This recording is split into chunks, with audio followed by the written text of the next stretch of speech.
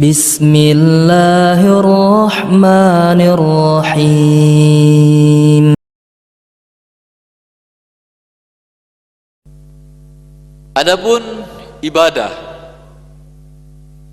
yang bisa manfaatnya diterima oleh orang lain dan dirasakan oleh orang lain, seperti ibadah mengajarkan Al-Quran. Ibadah kan mengajarkan Al-Quran? Iya, ibadah yang paling mulia. Rasulullah SAW, khairukum man ta'allama Al-Qur'ana wa'allamah. Orang-orang yang terbaik di antara kalian adalah orang yang pelajari Al-Quran dan mengajarkan Al-Quran. Jelas bahwa mengajarkan Al-Quran adalah ibadah. Akan tetapi manfaat dari ibadah ini dapat dinikmati oleh pelajar yang belajar Quran tadi. Bisa dia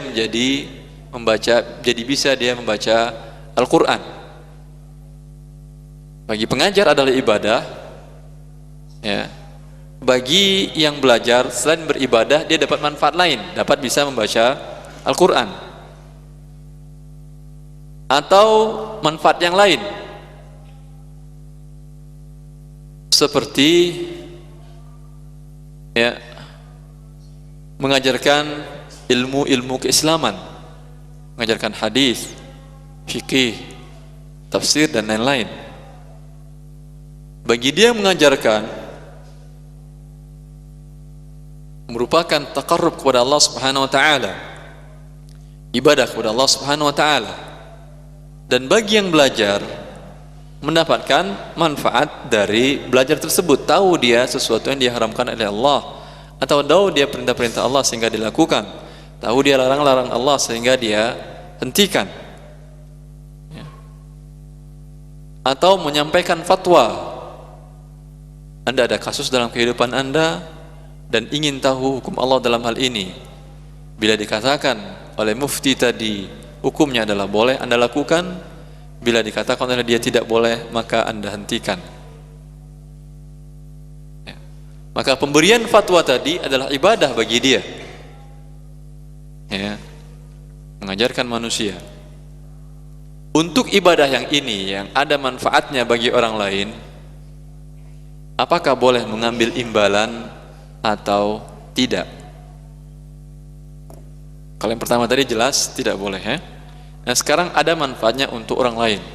Bolehkah dia mengambil imbalan atas jasa yang diberikannya ataukah tidak?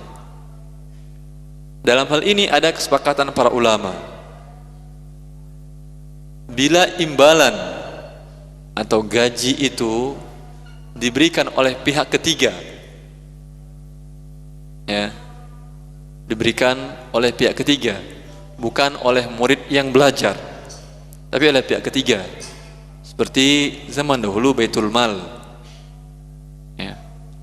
Zaman sekarang mungkin dia menjadi pegawai negara, penyuluhan keagamaan, atau dia diberikan dana atau biaya hidup atau gaji oleh lembaga sosial yang ada keterikatan kafalatud du'at, sebuah lembaga sosial mengangkat dia, ya, Jamiah Khairiyah mengangkat dia untuk menjadi dai. Silakan Anda menyampaikan dakwah Anda mengenai kebutuhan keseharian Anda, kami yang menanggung, kami berikan Anda mukafaah atau imbalan sekian per bulan. Ini sepakat para ulama hukumnya boleh dan tidak ada khilaf. Atau bisa disamakan dengan lembaga sosial ini panitia atau pihak penyelenggara, ya. Atau juga bisa disamakan dengan ini seseorang yang berikan dan tanpa ada akad ijarah. Terkadang dia memberikan, terkadang dia tidak memberikan, ya. Terkadang ada dan terkadang tidak, terkadang banyak, terkadang sedikit. Ini akadnya bukan ijarah. Karena bila akad ijarah itu harus jelas berapa. Dan setelah jelas berapanya, karena bila tidak jelas berapanya dari awal, termasuk gharar. Dan Rasulullah SAW melarang jual beli gharar. Upah sewa menyewa, juga bagian dari jual beli, tukar jasa dengan uang. Ya. Dalam hal ini para ulama sepakat boleh, karena para sahabat dan para ulama terdahulu mereka mengambil ataya dan diberikan arzak, diberikan uang, tunjangan kehidupan mereka dari baitul mal, dari kas negara. Ya. Masing-masing mereka mendapatkan hal tersebut dan tidak masalah. Ya, tidak ada khilaf para ulama tentang hal tersebut. Yang menjadi permasalahan, menjadi khilaf para ulama, yaitu akad sewa menyewa antara seorang pemberi jasa yang jasanya ini adalah ibadah dengan pemakai jasa ibadahnya tadi. Dan ibadah kita katakan yang ada manfaatnya untuk pihak pemberi jasa. Ya. Seumpamanya ada sebuah keluarga atau sekelompok orang datang minta kepada seorang yang mengerti membaca kitabullah atau mengerti agama Allah Subhanahu wa taala. Lalu dia mengatakan, Ustaz, tolong ajarkan kami ini Al-Quran atau ini.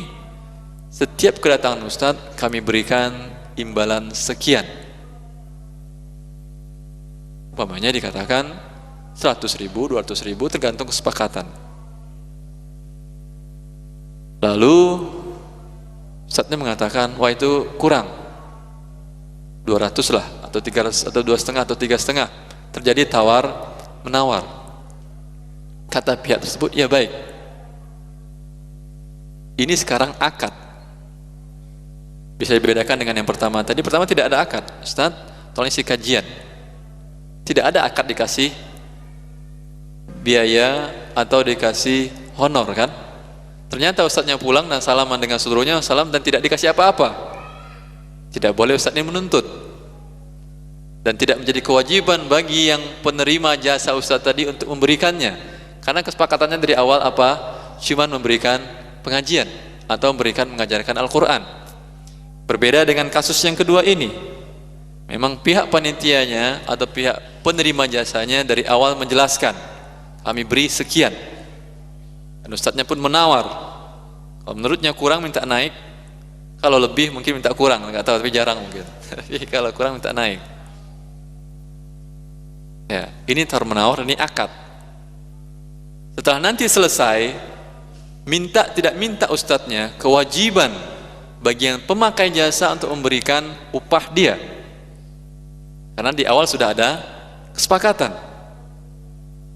Tidak dibayar oleh mereka sekarang, akan dibayar mereka kapanpun juga, karena menjadi hutang atas diri mereka, karena dari awal sudah ada akad kesepakatan.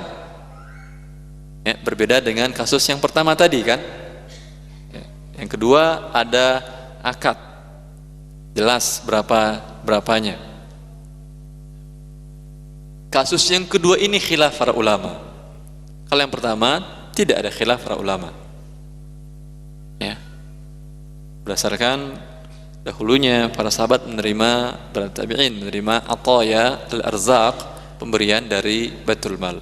Yang kedua ini yang ada khilaf para ulama, boleh atau tidak bolehkah akad yang seperti ini? Sebagian para ulama dalam mazhab Hanafi dan Hambali mengatakan tidak boleh. Kalau akadnya akad yang kedua, akad sewa menyewa, tidak boleh. Kalau tidak boleh, berarti tidak halal bagi pemberi jasa tadi untuk menentukan upah dan menerima upah. Jelas, kalau yang pertama tidak ada masalah. Dia hanya menyampaikan, kemudian nanti ada panitia yang memberikan amplop, tanpa ada kesepakatan nggak jadi masalah. Terkadang banyak, terkadang sedikit, terkadang tidak ada. Ya. Kalau sekarang tidak ada akad dari awal, rugi panitia harus tanggung jawab. Ya, karena di awal kesepakatan demikian, ternyata yang terkumpul dari para pemakai jasanya kurang, maka mereka harus menambah untuk menutupi kesepakatan di awal tadi. Ini kasus yang kedua. Ini yang khilaf para ulama. Sebagian para ulama melarang hal ini. Mereka mengatakan bahwasanya para anbiya, para nabi Allah Subhanahu wa taala, Rasulullah, dalam menyampaikan dakwah mereka, mereka selalu mengatakan, "Wa ma as'alukum 'alaihi min ajr." Allah mengatakan, "Ulaika alladzina hadallah fabihudahu muqtadih. Qul la as'alukum 'alaihi ajra in huwa illa dzikra lil 'alamin." Mereka para rasul itu adalah orang-orang yang telah diberi petunjuk oleh Allah, maka ikutilah oleh kalian petunjuk mereka. Katakanlah ya Muhammad, la as'alukum alaihi ajra. Saya menyampaikan dakwah ini tidak meminta upah kepada kalian. In huwa illa dzikra lil alamin. Apa yang saya sampaikan ini hanyalah peringatan untuk alam semesta. Nabi Nuh juga mengatakan kepada umatnya, wa ya qaumi la as'alukum alaihi mala in ajriya illa 'ala Allah. Nuh mengatakan, hai kaumku, aku tiada meminta harta benda kepada kamu sebagai upah dari seruanku. Upahku hanyalah dari Allah. Nabi Hud juga mengatakan kepada kaumnya, ya qaumi la as'alukum alaihi ajra in ajriya illa 'ala alladhi fatarani afala ta'qilun. Hai kaumku, aku tidak meminta upah kepadamu atas seruanku ini. Upahku tidak lain hanyalah dari Allah yang telah menciptakanku. Maka tidakkah kamu memikirkannya? Ya. Nabi Saleh mengatakan kepada kaumnya juga, wa ma as'alukum alaihi min ajr in ajriya illa ala rabbil alamin. Dan aku tidak meminta upah kepada kalian atas dakwah ini. Upahku tidak lain hanyalah dari Allah, Tuhan semesta alam. Nabi Lut juga mengatakan hal yang sama, wa ma as'alukum alaihi min ajr in ajriya illa ala rabbil alamin. Dan sekali-kali aku tidak minta upah kepadamu atas dakwah ini.